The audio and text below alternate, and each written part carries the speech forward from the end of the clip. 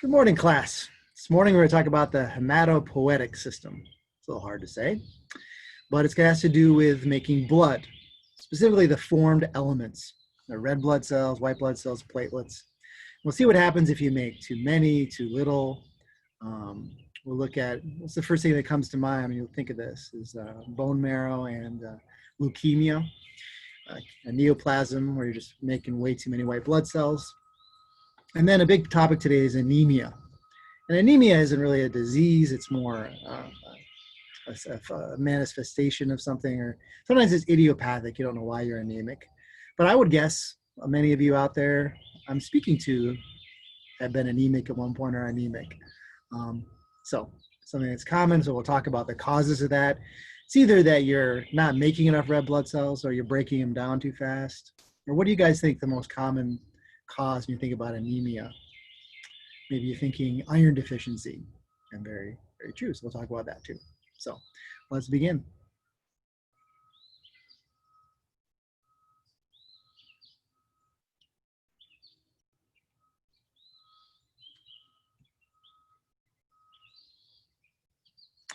All right, let's just do it. So hemo meaning blood, anything hemo. Hemothorax is blood in your thorax. Hemoglobin is the protein involved in binding with oxygen in your blood, right? So this process, hematopoiesis, sometimes you see an A in there. I think it's a spelling, more of an English spelling, but you'll recognize it there. Poiesis, to make. And I just to amaze you, look at these numbers down here. I figured out the significant digits. This is how many red blood cells you make every day just to replace the ones that are destroyed. So your red blood cells only last about 120 days. If you remember, red blood cells don't have a nucleus, so they can't make any new proteins to repair themselves, right? They've got there's no recipe there, there's no genes.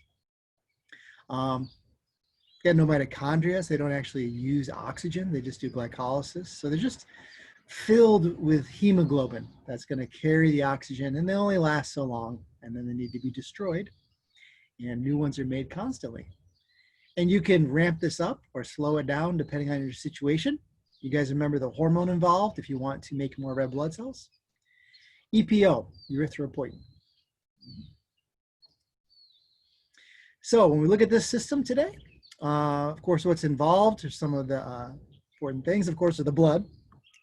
And then the bone marrow, where you make all your blood cells as an adult. Lymphoid tissues, talk about the spleen and the liver, really where you break down your red blood cells mostly. And then when you see this mononuclear phagocytic system or mononuclear phagocytes, we're talking about macrophages. And so these occur in all your tissues. They're found in your liver and in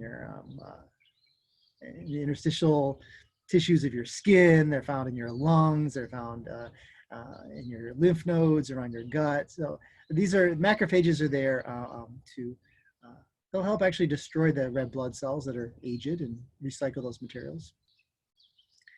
Yeah, and then the immune system. We're talking about blood cells, white blood cells. We're talking about T cells, your B cells, neutrophils, all these things. And so bone marrow, if you remember, it's the red bone marrow. You have yellow bone marrow, it's just fat, really. But the red bone marrow is where we produce our blood cells and platelets, all of them. And you'll see not all of your bone marrow as an adult. As an adult, it's mostly your skull bones, your ribs, your vertebrae, your sternum, your hip bones, and the proximal parts of your long bones, the humerus and the femur, not all the way down, because you don't need all your bones to be hematopoietic tissue as an adult. Yeah, blood vessels is going to be very important. We'll see. Roughened blood vessels can damage red blood cells and cause disease. Your spleen, if you have an enlarged spleen, it turns out you're going to break down more red blood cells, like at a faster rate. You can become anemic that way. And the spleen is filled with lymphatic tissue too to help fight any bloodborne infections. Your lymph nodes, remember you got hundreds of lymph nodes in your body, and we'll talk about lymphoma if some of the white blood cells become cancerous there. And your thymus, your thymus is a gland that sits on top of your heart. It's not your thyroid, which is your thymus. It's involved in maturing your T cells, so one of your lymphocytes. All right, so how much blood do we have? Just looking at this, about 5 liters. And in my A&P class, I usually bring in two 2-liter soda bottles filled with red water, and then a liter bottle, just to give you a visual. That's how much blood you have in your body on average. But it depends. A big person has more blood than a little person. And especially with hydration, because most of your blood is water. So you're dehydrated, your blood volume is less. And remember, blood pressure and blood volume are correlated. So the more water you retain, the higher your blood pressure too. If you're pregnant, your percentage of adipose tissue, all this are going to affect your blood volume. And you wonder how much blood can you lose? And it's amazingly, you can lose a lot of that. Your body compensates. So you have a huge blood loss. You lose all that blood. And you give a pint of blood, it causes no ill effects, does it? But your body compensates by constricting the vessels and keeping your blood pressure high. And if you live at high altitude, you definitely have more red blood cells because there's less oxygen as a percentage of the air, and you need more carrying capacity. All right, so you take blood out of your body and you let it sit for a very short amount of time, and it will clot. It will form this jelly-like mass, won't it? So we'll talk about clotting. And if you just let it sit also, even if you put anti-clotting factors, like heparin, when you give blood, the tubes are coated with heparin, this anticoagulant, and it keeps things watery and it prevents that clotting. But even if you let blood sit in that, the red blood cells will sink to the bottom because they're heavier, and the plasma will be above the fluid. It'll be a little tiny, often not even visible, a little buffy coat where the white blood cells and platelets sit. But there's not many of those. So that's called your hematocrit, or crit. Truck going by. So this hematocrit, we're going to see, we speed it up by putting it in a centrifuge. You can wait. Eventually, the red blood cells, because they're heavier, will fall to the bottom. But hematocrit will speed that right up.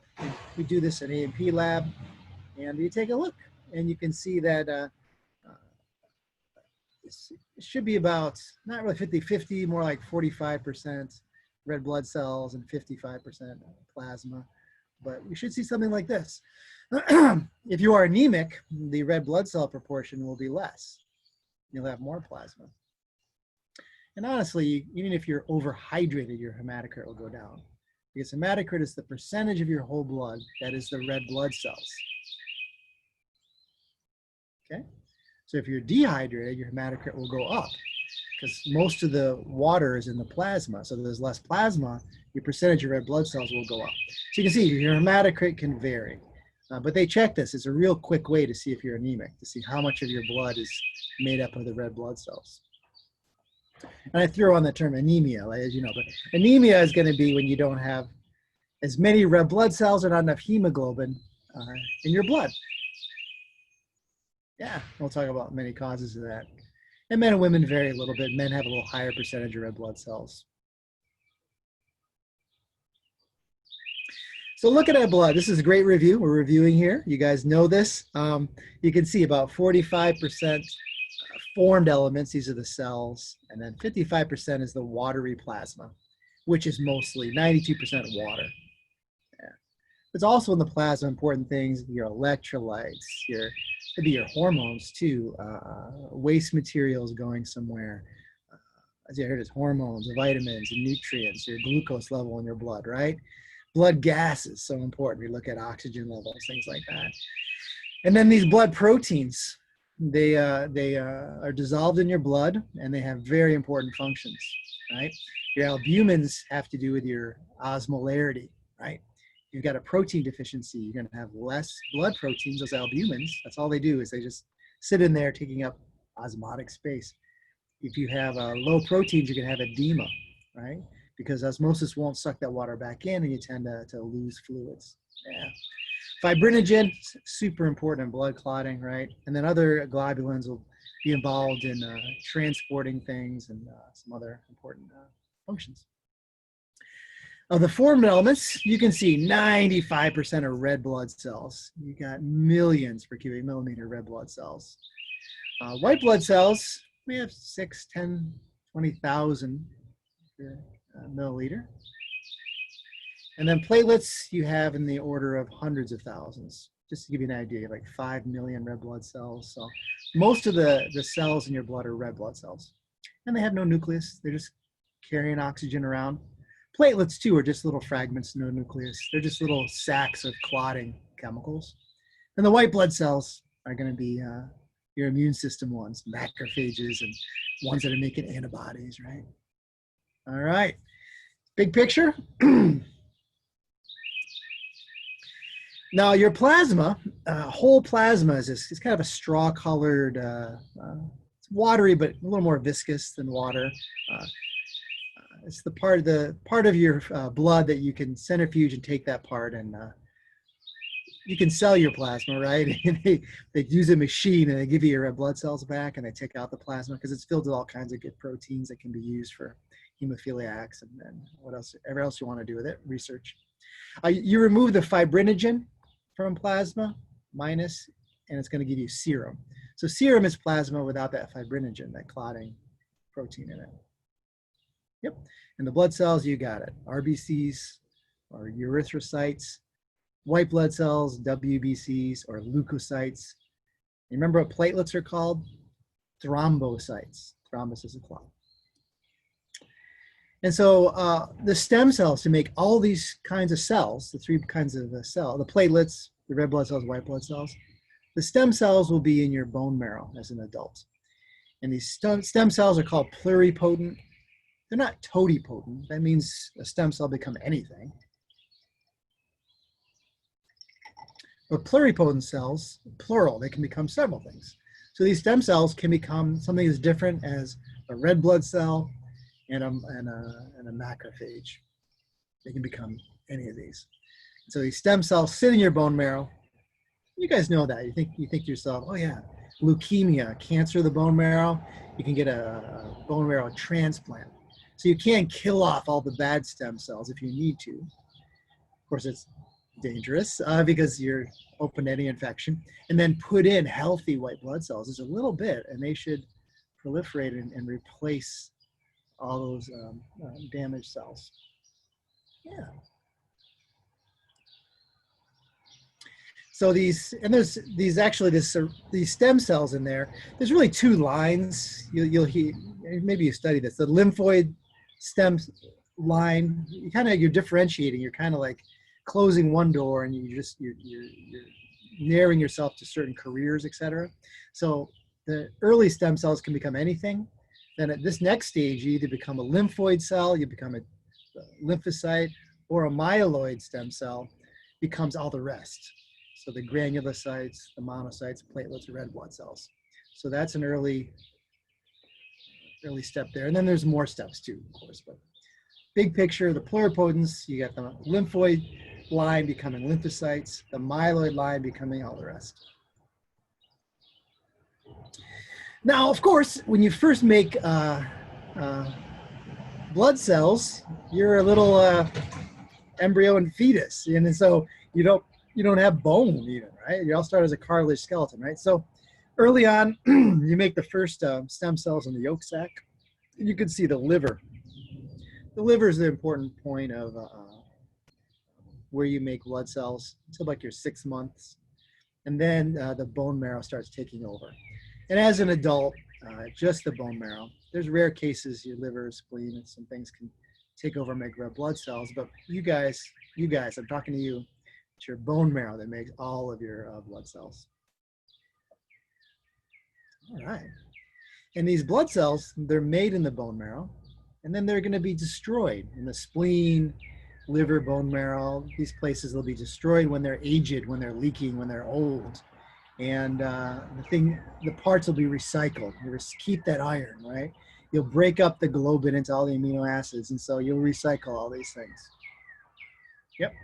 And so blood making in your bone marrow has to equal blood destruction in order to keep an equal amount of blood cells, right? And if anything gets off kilter either way, you're going to have issues. All right, red blood cells, again, the total review here, you guys know they should have this shape. We'll see a disease where they don't make that shape and they turn into these beach balls, no good. But the shape allows them to have hemoglobin in there that has exposed to a lot of surface area on it, just packed with hemoglobin. They've got no nucleus, they've got no mitochondria, which is a beautiful thing because no mitochondria, they don't use oxygen. So it's like if you have a drug dealer, you don't want them to use drugs because they're going to use the product, right? So here are the blood cells, and they don't use the oxygen. They carry it and they get rid of it, but they're not actually using any. So it's a nice system, indeed. They got to be this nice shape, this flexible shape. And what's important for transporting oxygen is the hemoglobin in it. So it's just packed with this hemoglobin. And if you don't have enough hemoglobin, you're going to have lower oxygen carrying capacity, or you don't have enough red blood cells in general, you're going to be low on the oxygen carrying capacity. And you'll fatigue easily. You can see the kind of issues that would be involved if you don't have enough oxygen to your tissues. Monocytes become macrophages, and they are big cells that are important in phagocytosis, in destroying aged red blood cells, which we're interested here, but also bacteria and cell debris, right? And so they will destroy a red blood cell, and they'll take that iron, and they will sequester it, and then they'll send it to be recycled. So you can make new red blood cells, because iron, you know, is valuable. You don't want to just get rid of it. You want to try to recycle it. And they break down the globin and hemoglobin and return those amino acids into the blood so your body can make other things. And when you break down red blood cells too, you're going to make bilirubin. You're going to make this pigment from the hemoglobin. And the point here is that that bilirubin usually goes into making bile, and your liver makes it to make a gallbladder for digestion of fats. But you find out that if you are breaking down too many red blood cells, you might have too much bilirubin. So we look at bilirubin levels in the blood. And also if you have too much, what's going to happen? Too much bilirubin. You're going to show jaundice. You're going to show maybe a yellowing of the whites of the eyes and the skin because bilirubin has a bright color. Now platelets are interesting. Platelets, you can see on this blood smear, these tiny little fragments. And that's what they are. They're fragments off these big cells called megakaryocytes, or these big stem cells in the bone marrow, and fragments of them will come off. I'll show you a picture to become these platelets. So platelets are not really cells, they're little fragments of cells, no nucleus, no mitochondria, nothing like that. But they're just filled with these granules of these chemical mediators of clotting. These chemicals that when released are going to help this clotting cascade, this clotting chemistry. So they don't last long. You have to constantly make platelets. And we'll see. Too many platelets, not enough platelets, are going to cause clotting issues. This is a picture of a big megakaryocyte, which means big nucleus cell. These are huge, found in the bone marrow, and then the platelets bleb off and go into the bloodstream. So the white blood cells, again, we don't have time to review it all again, but your granulocytes, like your neutrophils, those are the important ones, right? They go to an acute infection. And then eosinophils and basophils, more specialized. Basophils hang out in tissues, are filled with heparin and histamine to help immune response, inflammation. And then eosinophils, bright red granules, they really come out when you have parasites, allergic infections. So they have chemicals that fight that. These two are the rarest. Neutrophils are the most common white blood cell. Then your lymphocytes, these are your B cells and T cells. These are the ones that make antibodies, cell-to-cell combat. They're the memory cells that remind you had chickenpox as a kid. And then monocytes are the largest, and they will travel in the blood and become macrophages all over your body. And they, like the neutrophils, are your phagocytes. They're going to engulf and destroy foreign invaders, and also aged and decrepit cells, including aged red blood cells. And white blood cells and platelets. When they get old, macrophages sense this, kill them. So your bone marrow, and here I show a picture. Your vertebrae is an important part of hematopoietic bone marrow. Your bone marrow that's involved in producing blood cells is the spongy bone. So you'll see the inner part of your vertebrae are that's the inside of your hip bones, right? Your skull has a thin layer of spongy bone in between, more solid bone. In the bone marrow, there's lots of fat and lots of these stem cells, which is a really active tissue. And your bones have blood vessels coming in and out, right, that are carrying the blood cells and the signals to make blood cells and the materials to make the blood cells, like iron, amino acids, and folic acid, things like that. So erythropoiesis, red blood cell production. And what stimulates those stem cells to make a lot is EPO, erythropoietin. And that's produced in your kidneys. It has nothing to do with your nephron or anything like that, but erythropoietin cells in your kidney make EPO. So people with chronic kidney disease can have anemia because the cells that make erythropoietin are not working right. That's how that's related. These granulocytes are the neutrophils, eosinophils, and basophils. And one thing I want to point out is that the neutrophil, the most common, starts out, the early ones, they call them bands. So this is the direction of development. And the stem cells, before they become a neutrophil, they have the nuclei are separated by these really narrow, kind of narrow threads. They start out as more solid. So they start out like this. Kind of looks like a monocyte, doesn't it? So it's more like horseshoe shape, and then those constrictions happen. The point is, who cares, right? But the point is that if you identify these immature neutrophils, we call them bands, that means if you have tons of those, it means you're really making a lot of neutrophils. Because there's always a certain percentage are going to be these young ones that are maturing, right? So there should be, let's say, of the 94% should be adult-looking neutrophils, but there should always be, 5 or 6% being the immature ones that are maturing. And so it gives you an idea of rate. If you've got 20% bands, it means, oh my God, I'm making tons of neutrophils. Maybe I have an acute infection. I got an infection going on. If I don't have enough, if I don't find any, that means, oh my God, I'm not making any neutrophils. And I may have too many, or there may be a problem with the stem cells. Yeah. And then, the monocytes are the big ones, and they'll be mixed in the granulocytes. All right, let's get to some of the issues. Well, anemia.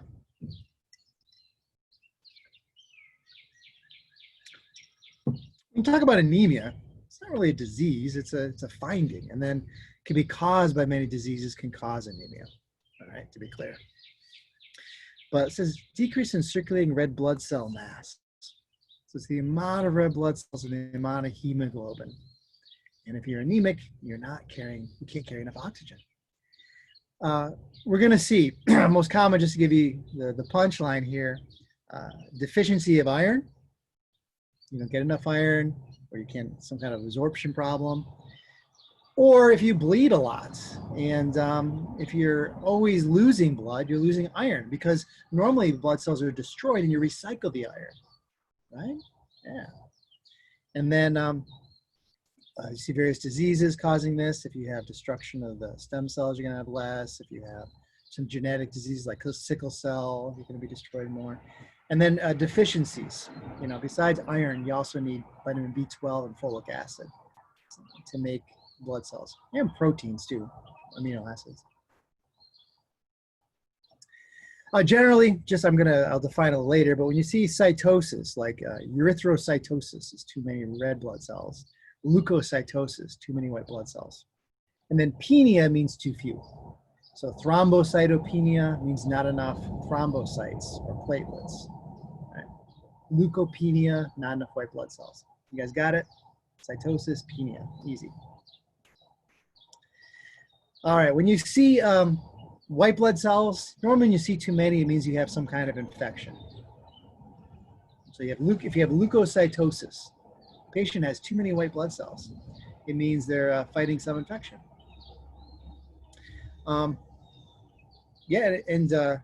Speaking of infection, two of the top 10 killers in the worldwide are blood infections.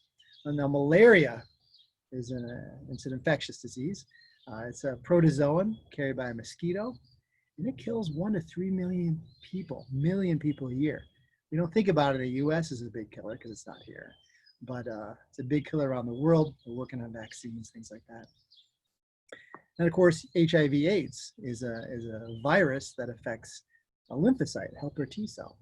And so that kills maybe 3 million people a year worldwide too. So these are big blood diseases that are very important worldwide. And then the neoplasms, cancers. Talked about not many cancers of the heart muscle, but bone marrow and the stem cells, the white blood cell cancers, of course, a major problem. Leukemias, you're going to see cancer in the bone marrow.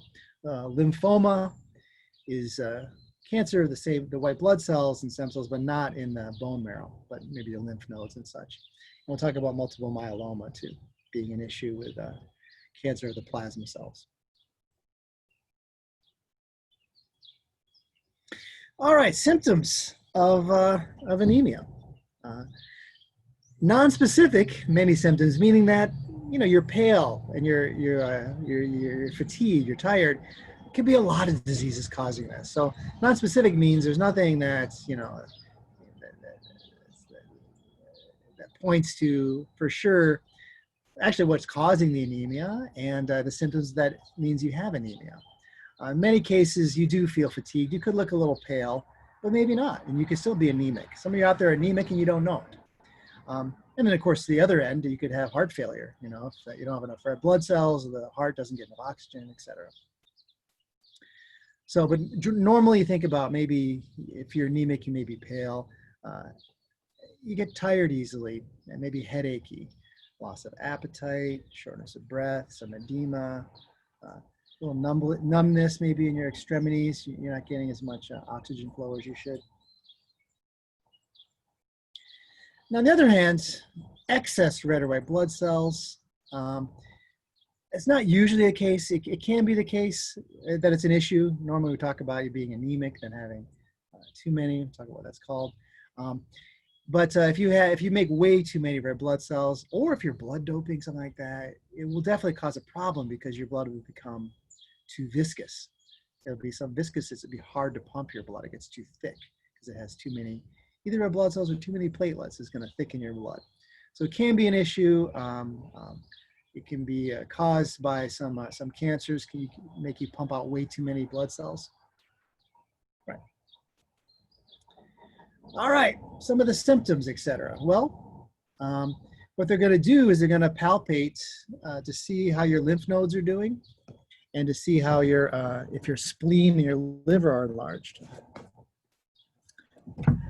So definitely, and you can see this picture here, your spleen sits way up on the left-hand side, and if it's enlarged, it actually comes below the rib cage. So you'll palpate, if you have mono, you have an enlarged spleen, you can feel the spleen, coming out over there. Your liver's on the other side. Normally, you can feel it just where the rib cage ends too. But if you have it's called splenomegaly or hepatomegaly, when you have enlarged spleen or a liver, you can palpate. You can feel that in an exam. And in you guys again, yeah. And then with platelet issues, you'll see, here's some terms you need to know. These petechiae are these little red dots that form in your skin. And it means there's an issue with clotting. In the petechiae, these little red dots, they get bigger purpura, or when they kind of coalesce and make kind of a bigger red dot. And then ecchymosis is a fancy word for a big bruise. So these are three terms. Petechiae, purpura, ecchymosis. These are three terms for the same thing. It's just petechiae are little dots. You can see here's some in the palate region, and it can be on your leg, your arm, your back, anywhere. These little petechiae. When you see those, you think, oh, there's little micro bleeds in the skin, and that's what's causing it. So I got to do a CBC, a complete blood count, and look at what their platelets are doing.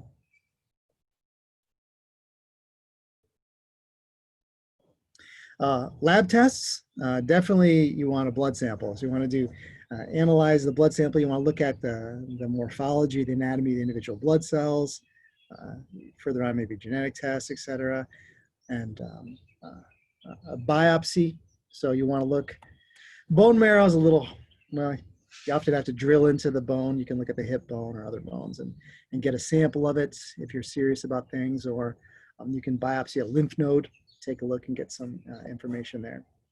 And then lots of specialized tests. But mainly, laboratory tests are you want to get immediately a complete blood count and get a blood chemistry panel.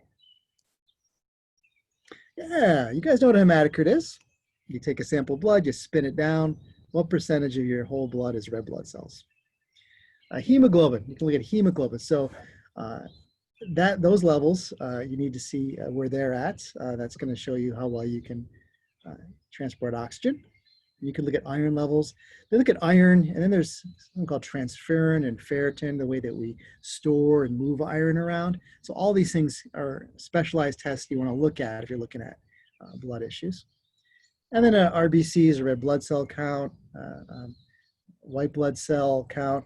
And then when you look at differential, it's where you look at percentages. What percentage of white blood cells are eosinophils, neutrophils, lymphocytes. When you see morphology, that's the anatomy. You want to look at the red blood cell. Is the shape correct? Is it too big? Is it too small? And then count number of platelets. And then remember reticulocytes? Those are immature red blood cells. So like the bands to neutrophil, reticulocytes are immature red blood cells, and it gives you a measure of how quickly you're producing red blood cells. Yeah. Hematocrits, blood smear, definitely. And so some terms for you. Normalcytic means it's a normal cell. That's the normal size red blood cell. Microcytic is too small, and macrocytic is too big. So these are terms you need to know. They have macrocytic anemia, means their blood cells are bigger than they should be. Microcytic, they're small. Yeah. And then another thing is, are they pale or are they nicely plumped up with hemoglobin, nice and red? So when you hear chromic is color. So normal or hypochromic is too little color. They're pale, means you're not making enough hemoglobin. It could be hyperchromic, too much hemoglobin. That's really rare. We don't worry about that. Actually, worry about if you're one of those rare cases. But hypochromic means you're not making enough hemoglobin. That's what you're going to see. Yeah, so hematocrit, males, females, take a look at that. If you live in Denver versus living in Maine, it's going to make a difference. You're going to have more red bloods. Hematocrit will be higher if you live in higher elevations. Yeah. And too little is anemia. Here it is. Polycythemia is having too many red blood cells. And then hemoglobin counts. Again, you don't have to know these numbers, but not enough hemoglobin makes you anemic. So it might not be you don't have enough red blood cells. You might not have enough hemoglobin in the blood cells. Both of those are anemia, right? A red blood cell count, you can see you should have like 5 million per cubic millimeter. And then these two terms, this is a mean corpuscular volume. We want to see how big are your red blood cells. And see, the clue is over here. You can be microcytic or macrocytic. They're too big or too small. And this is mean corpuscular hemoglobin content. Thanks all. It's the amount of hemoglobin you have. And again, you don't have to know the numbers, but your hypochromia if you don't have enough hemoglobin. All right, so important things with the blood, right? Get the crit first. Then how much hemoglobin? Then what about the shape of the cells? Are they too big or too small? Yeah, and so the differential white blood cell count, we did that in AMP, where we see the different percentages of all the different white blood cells. And really, you want to get the absolute numbers though, because percentages, there's an issue because you have 5 different kinds of white blood cells and they all could vary in numbers. And so, yeah, you want to get the white blood cell count, and a differential quickly tells you, I got too many eosinophils, you probably have an allergy. Right? Too many neutrophils, probably have an acute infection, right? So yeah, so absolute counts, get rid of one of the problems with just like, comparing them percentage-wise. But if you do differential, neutrophils, again, make up half of your white blood cells. Lymphocytes are the next most common. Remember, naughty little monkeys eat bananas. One way to remember the relative percentage. So white blood cells, you want a white blood cell count, just overall. And you can see instead of being 5 million, we're in the thousands range, so a lot less of them. Too many, leukocytosis, too many white blood cells, or leukopenia, not enough white blood cells. Terms you just have to know. Yeah, fantastic. And then all of them, too many eosinophils, eosinophilia, basophilia, yeah. A little different, philia versus cytosis. But lymphocytosis, too many lymphocytes. And then granulocytosis means too many of the granulocytes, which are neutrophils, basophils, eosinophils. So it's another term for you. All right, so showing you some petechiae, some purpura, where they come together there. This is a sign of a platelet problem, a clotting problem. So thrombocytopenia, common issue that needs fixing. It needs not enough thrombocytes or platelets.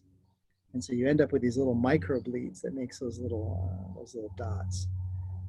So platelets should be in the hundreds of thousands. And with thrombocytopenia, that just drops into the tens of thousands. Too many platelets is called thrombocytosis, which is also an issue. You have too much clotting, you're going to have too many, you're going to have clots, right? Now, these are reticulocytes. These are red blood cells that are babies. They just came out of the bone marrow, and they're going to show you that you're producing a lot of red blood cells. Your rate is really high. I gotta move here. There's less sun shining in my face. That's not good either. Let's see, where do I go? Here we go. We'll go over here. So reticulocytes, these are the baby little red blood cells that have just come out. So they still have little fragments of things in their cells that haven't been kicked out yet. And so reticulocyte count tells you how fast you're making red blood cells. If you have a lot of reticulocytes, that means there's a lot of red blood cell production. If you only have a few, it means you're slowly making red blood cells. So you see reticulocytosis means you're making too many reticulocytes. I say you're making too many. It could be normal, like if you bleed a lot, that's how you respond. You make a lot more red blood cells. All right, so a biopsy. When you do a bone biopsy, of course, you need a drill because bone's pretty hard to get in there. And then you'll be able to take it, get a smear of that of that bone marrow and see what's going on in there. Let's see here. And then a lymph node biopsy, a little bit easier, although you got to find a lymph node. Usually find one near the skin that's maybe enlarged. Then you insert a needle and you take out a piece to look at what's going on.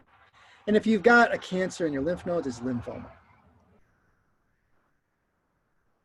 And then lots of specialized tests. So you could look at the hemoglobin, do electrophoresis, a way to look at what's going on in the genes, right? See if it's a problem, like if it's sickle cell, you can also, there's a test you can do for that where you put it in sodium hydrosulfite. I won't ask you that.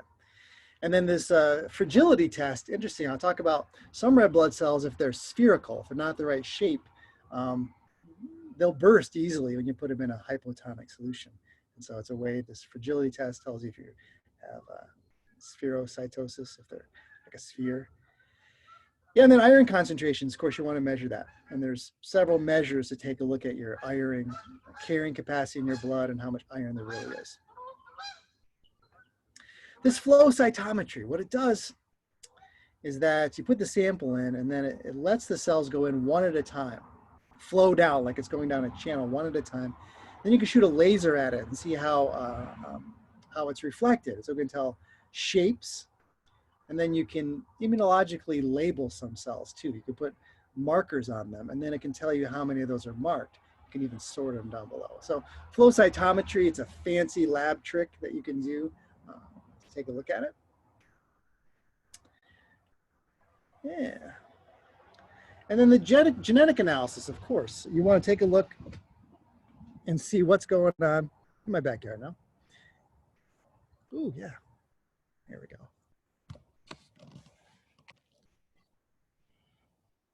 Yes. You can take a look and see what's going on in your genes to see things like sickle cell or this disease, thalassemia. So again, osis, too many, penia, not enough. And then emia, like anemia, you'll see refers to blood sometimes. All right, so let's talk about anemia. Why would you have anemia? Well, you're going to see blood loss means that if you lose blood cells, you're bleeding too much. It could be acute injury or it could be a slow blood loss. Or hemolytic means you're breaking down red blood cells. Lysis makes them break it down. Yeah. And so blood loss, acute means that you've got an injury. Chronic means you're bleeding. Menstrual blood, women are be more anemic more often because they're always losing blood. And when you bleed, when you lose blood, you've lost that iron. When blood is being broken out in your body, you recycle it. And then normally you look at an older patient, it would be ulcer bleed or maybe a polyp is bleeding in the colon. So you're losing blood chronically. It's going to make you anemic because or else you got to like really eat a lot of iron. Hemolytic, you can see sickle cell or thalassemia or genetic diseases where your blood's a weird shape, so you have to break it down a lot. Doesn't move easily in your bloodstream. Yeah, or it's spherical. If your spleen is too big, you break down more red blood cells. If your spleen's enlarged for another reason. Yeah. Yeah, and then of course, decreased production can be you're missing one of the building blocks or some other issues. So you wonder what this means. Anemia is a laboratory-oriented approach. It means it's not disease approach, but it's more what are the laboratory findings. So they look at cell shape and size, and look at is it a hemoglobin problem in general. So it's not really like before we look at this disease, that disease. This is more like anemias have these laboratory findings, and then you can look at the disease that would cause that. So, microcytic cells are too small, and hypochromic. These are small, pale cells. Does not sound very good, does it? Which, if you have a normal cytic, normal chromic means you have average red blood cells, and macrocytic means it's too big. And we'll see why you may have these issues. So microcytic, if they're too small, let's say you don't have enough iron, your blood cells come out small. And there's some poisonings, other deficiencies. A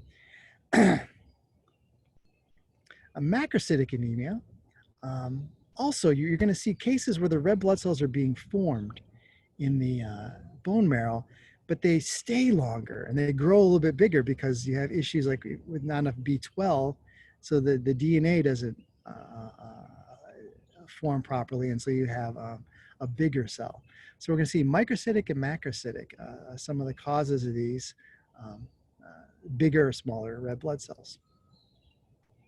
So blood loss anemia makes sense, right? If you all of a sudden you have a huge bleed, you're going to be anemic because you've lost that blood. You lose that blood, and then your body will react to that lower blood with lower oxygenation.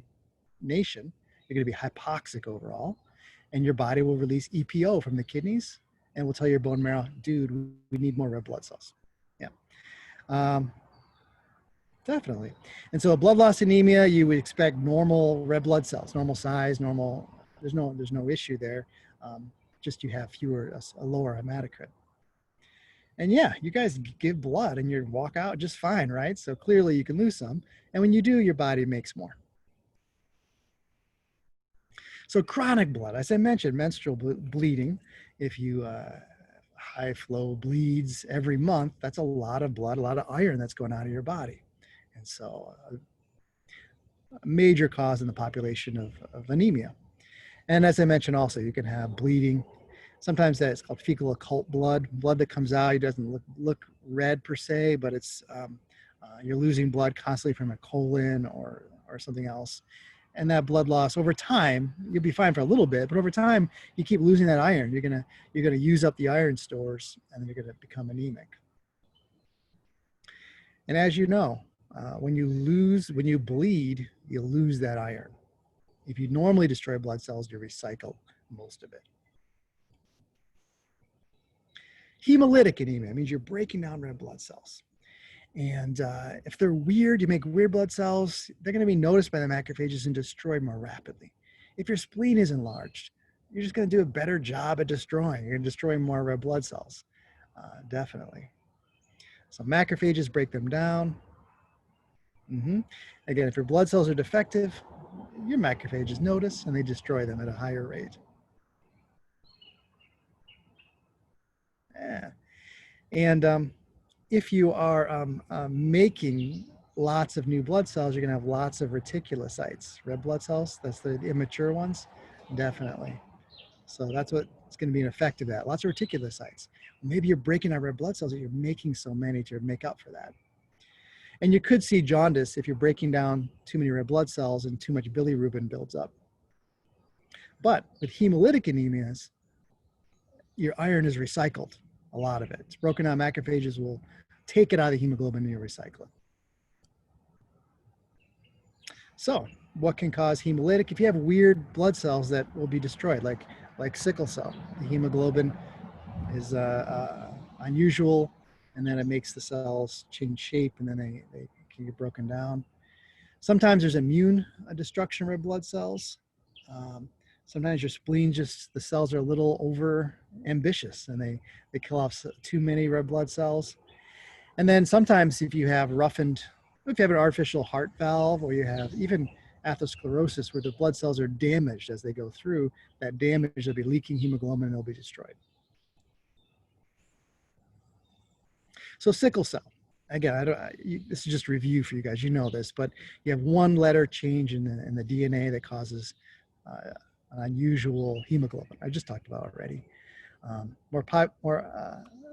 More prevalent in African Americans because the whole being heterozygous for the sickle cell gene gives you benefit against the disease malaria, right? And so it's the sickle allele is greater concentration to help prevent against this other disease.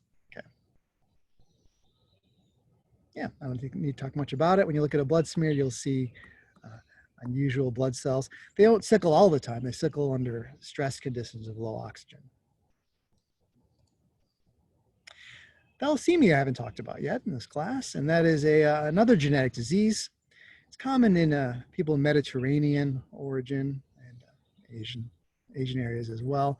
And it affects, in this case, the hemoglobin. I think it's thalassemia A and B. Remember, your hemoglobin, there's an alpha and beta, and so it can affect either one of those. And it causes a problem with your hemoglobin in that way.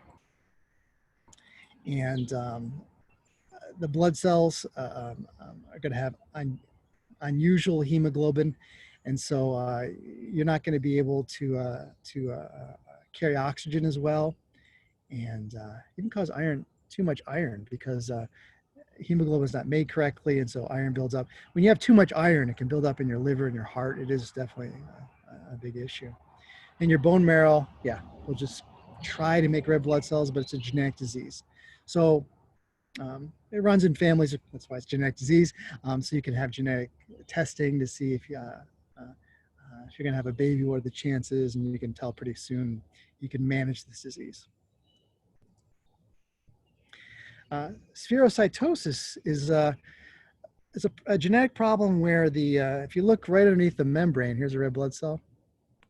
There's going to be proteins here that help keep the shape of the cell membrane, and they keep it in this kind of donut-like shape. And if you don't make those proteins, the cell just turns into a beach ball. So it's an issue making the proteins underneath the cell membrane. And so you have these spherical cells, these circular cells. It's not ideal. You want them to look like kind of like a donut, you know, a pinch center like that.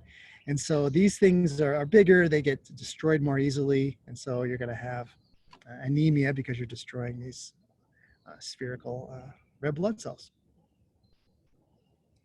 I mentioned that cell fragility test for this because they'll blow up really easily.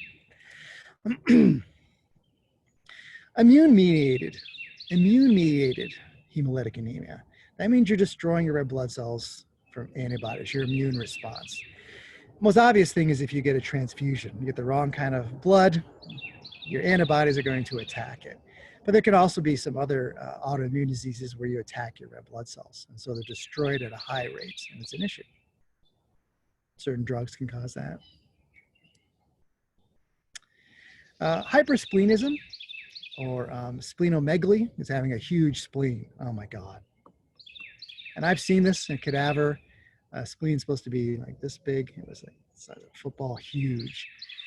And you know what happens in mono, because you're going to have white blood cells in there to fight infections, like a big lymph node, but it filters the blood. It destroys a lot of the aged blood cells as well.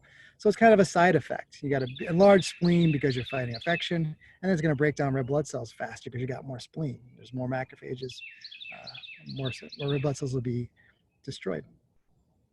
Often your spleen enlarges because you have cirrhosis of the liver, and then the splenic vein drains the spleen, and so you have a backup, and it's gonna enlarge, or a blockage in the splenic vein, something like that. Yeah.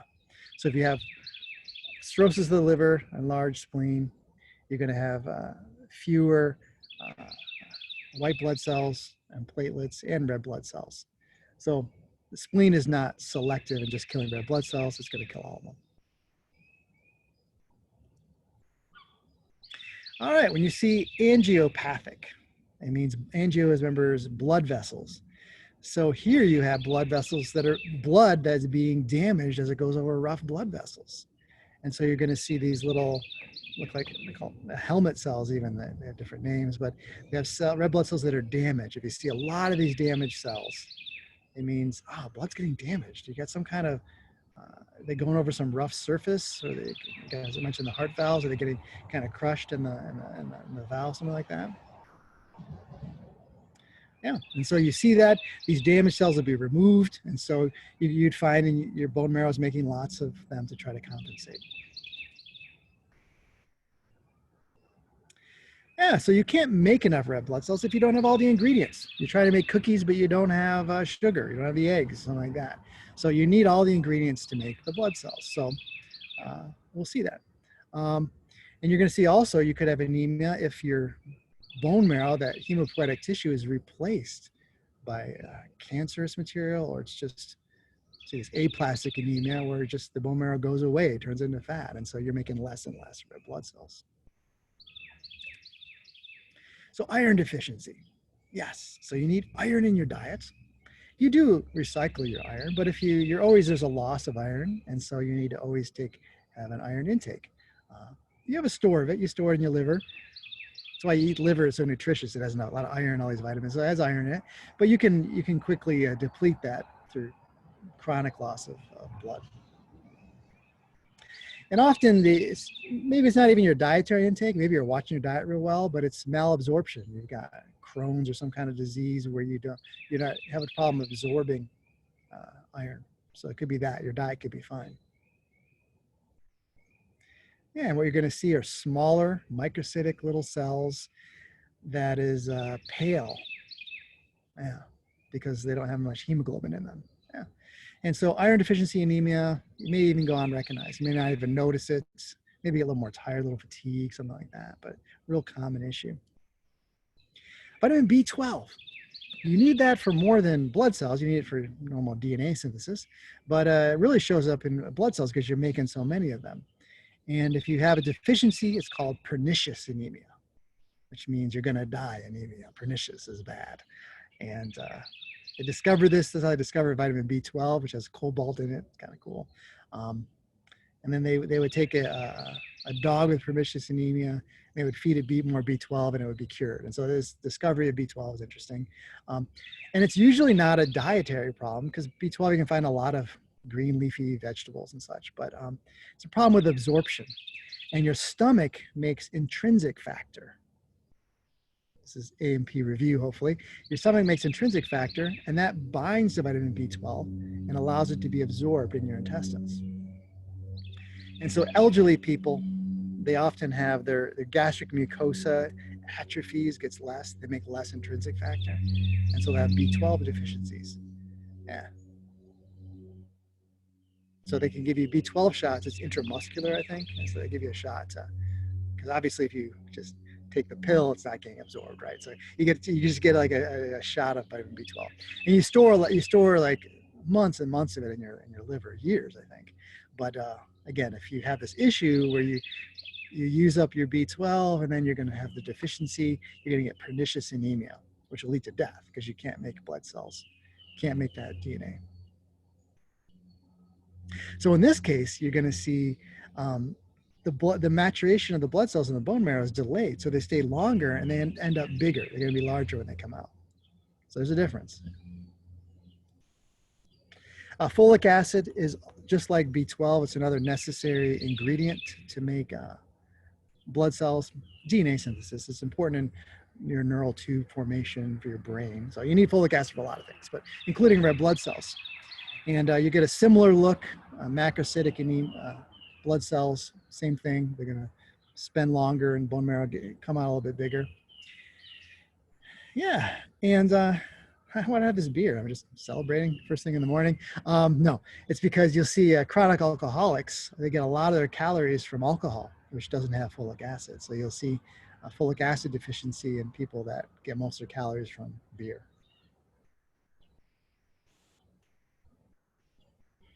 All right. So some chronic disease, many types of diseases will cause anemia. Yeah, so you have cancers, things like that. You're going to be anemic. And so they work to try to mitigate that as best they can. Yeah, let's see here, crises. So if you just have anemia, you have normal looking cells, you know, they're not, you're making cells, you have enough iron and everything. It's just that you're making fewer of them. Yeah, cancer, chronic diseases. So in a patient, elderly patient with chronic diseases, you're going to see anemia, and it's often hard to fix that. All right, you hear aplastic anemia. That we often don't know what causes it, but your bone marrow just atrophies. It's just replaced by fat. And you guys can tell this picture, but these are a lot of fat cells, and here's the stem cells, and there's not that many of them. There should be much more of those. So sometimes we know you got some acute poison that destroys your bone marrow. Sometimes not. You just have aplastic anemia, and you got to somehow beef up your bone marrow cells. All right, too many red blood cells. You're overproducing them. Some kind of hyperplasia, which means you have too many stem cells producing too many red blood cells. You can have too much EPO. That's the signal, you know, to make more red blood cells. Yeah. So see, primary polycythemia is just you have making too many. It can be idiopathic. We don't know why. You're just making too many red blood cells. Or secondary to some other disease. So if you have hypoxia, you have a chronic lung disease where you're not getting enough oxygen, you're going to make more red blood cells. You're going to make more EPO all the time. Those cyanotic heart diseases where there's mixing of blood, you're like a blue baby, you're going to make lots of EPO. Your body's like, damn, we need more oxygen. Or you live at a high elevation. You live up in Quito, Ecuador, or something like that. And you work at the Everest gift shop or something like that. You're going to have too many red blood cells. I mean, your body's compensating because of the low oxygen there. Yeah, and you can have some rare cancers that make you produce too much EPO. Yeah. And just to remind me too, it can be self-inflicted. Blood doping, cyclists, picking out cyclists, but people with that look at real aerobic exercise will take EPO or artificial EPO, and that causes more red blood cells. They can compete better. It actually works. But your danger is making your blood too thick, and so heart attacks are a big risk. But more red blood cells, more hemoglobin, you can perform longer. You can carry more oxygen to your muscles. All right, well, disorders of white blood cells, it's usually caused by some disease. You know, you have an infection, an inflammatory response. You're gonna have lots of neutrophils. Yeah, so that's what we're talking about here. You'll see eosinophils, often parasites. Um, yeah, and so sometimes if you have neutropenia, you have fewer neutrophils or lymphopenia, fewer lymphocytes. Some infections are going to use those up. And always, if you see too few of any of these cells or even platelets, a large spleen is going to break down too many too. So that's, for another reason, could be killing off your blood cells too fast. Platelets, so I mentioned thrombocytopenia, big issue. You'll see that. You've got not enough platelets, you're in danger of bleeds. Yeah. And so what can cause, you can either not make enough platelets, like aplastic anemia, you just less bone marrow, you're not making any platelets. Or you can just kill them off too much. Like I say, too big a spleen, there's antibodies, you have autoimmune response can happen there. Other clotting disorders where the platelets are used up too fast, you don't have enough platelets. Yeah. So ITP, idiopathic, I mean, we don't know the cause. Thrombocytopenic, which means you've got too few platelets, and this purpura are these accumulations of petechiae. These are these little dots that form in the skin, these little microbleeds that are evidence that you have a clotting problem. Yeah, so you see thrombocytopenia, you can't pinpoint the cause, but you can certainly see the manifestations. And what can you do about it? If you have this kind of clotting problem, you can give clotting factors, transfuse them right in. If it's a chronic problem with the spleen being enlarged, you can do a splenectomy. You can remove the spleen. You can live without a spleen.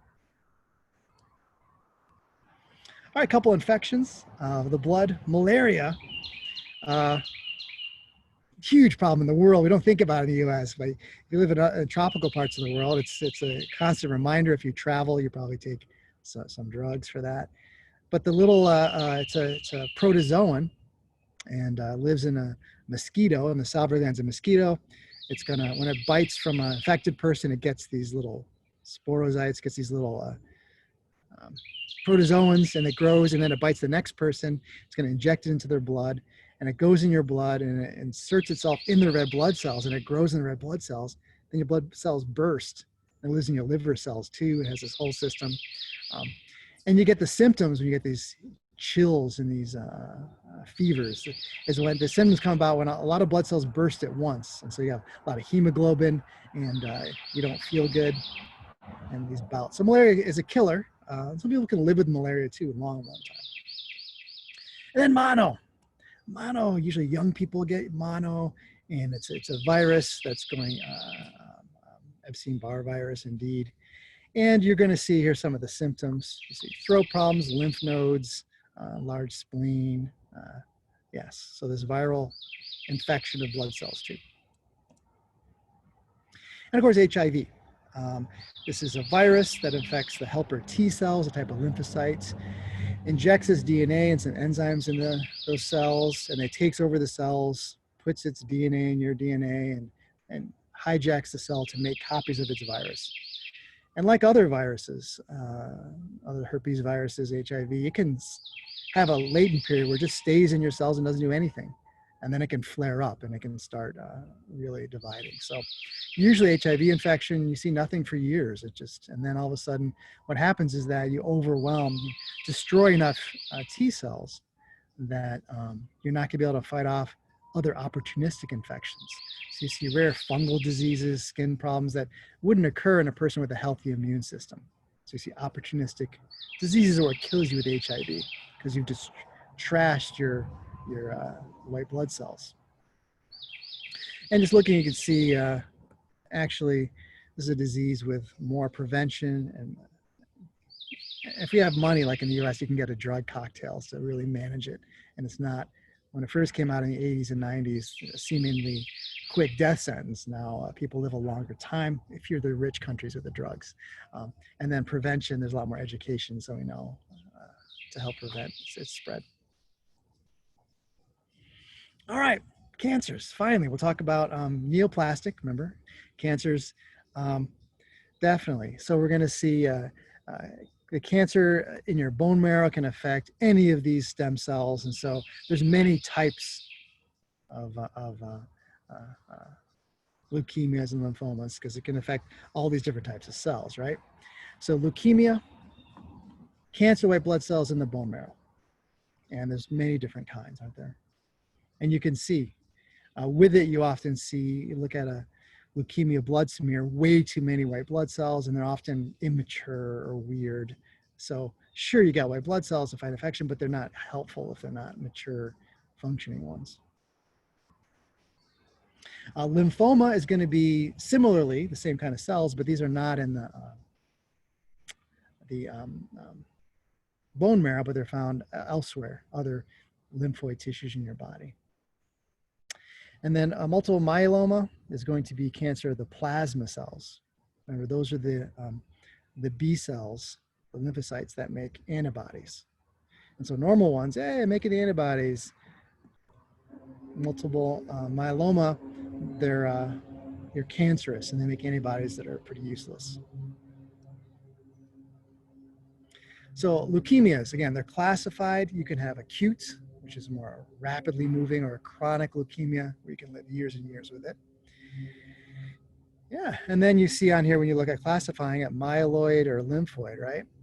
Has to do with which cell population is involved. And so with testing, they can narrow down where the problem is. They can even do genetic testing to see like specifically, you know, where is the problem, and then you can target therapies for that.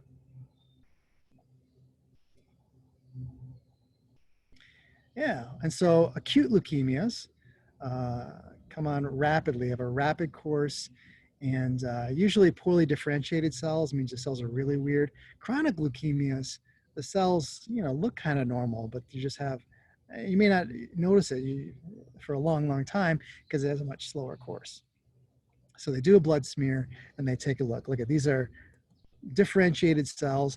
If it's acute, you're just pumping out these undifferentiated or just like immature cells just are coming out like crazy. And so makes a big difference if they're acute or chronic leukemia. Symptoms, right? Weight loss, frequent infections because it's affecting the white blood cells, weakness, pain in the bones because it's affecting the bone marrow. Yeah, some lymph node swelling, a large spleen. Maybe you're seeing some effects of clotting factors as well. All right, so lymphomas. Lymphomas, you can see here, you may find a swelling of a lymph node, could be your armpit, your groin, somewhere like that. You may find that, but you can see also fever, weight loss, problems sleeping, things like that. And so if you see that, they'll do a biopsy of the lymph node and they'll take a look at the cells and see if they're cancerous. And you guys have heard these terms, but when they look at lymphomas, you have Hodgkin or non-Hodgkin. And Hodgkin lymphoma, here's kind of a characteristic cell. It looks like an owl, a huge nuclei in this big cell. It's just characteristic of Hodgkin lymphoma. They can tell right away. Non-Hodgkin's, again, you hear about small cell, large cell. So they look at the cells, who's being involved, and other details to narrow down the different kinds of lymphomas. Yeah, and so to get it, of course, they'll do a biopsy of a lymph node, maybe a spleen, and look at the cells. And same, it's important. Why do they need to know whether it's Hodgkin, non-Hodgkin, small cell, large cell? Well, that is going to guide you in the proper therapy, the optimal therapies, definitely. And so, as in leukemia, lymphoma, they look at chemotherapy or targeted radiation, or now a lot of it is looking at with immune cells. And with leukemia, since it's bone marrow, they often will kill off your bone marrow and do a transplant. Less so in lymphoma because it's not really a bone marrow issue. It's outside the bone marrow. Yeah. And again, they'll look at, they'll do all these complex tests to figure out what cells are at issue. So multiple myeloma, you see that in middle and older age, and it's the plasma cells. So plasma cells you count on to make antibodies. And so you have cancer in that. It's usually not a good prognosis. And yeah, when you see like bone lesions, you'll see weaknesses in bones because it's the bone marrow is taken over by all these cells and it destroys even the bone. And then renal failure comes from destroying the kidney because all these immunoglobulins, these antibodies, will gum up the kidneys. And finally, the last slide here, we're looking at bone marrow failure. And so this is another example showing aplastic anemia, where this is healthy. These are stem cells. This is fat. So you've destroyed the capability of the bone marrow to make these important blood cells. So what happens when you have this kind of thing is that all these things we were talking about at the end here is that you have less white blood cells, you have more infections. More infections, you have more bleeding problems, because if there's a problem with the bone marrow, you're not making platelets either, right? So you'll see with these lymphomas and leukemias, opportunistic diseases and other issues. All right, a lot to talk about in this lecture.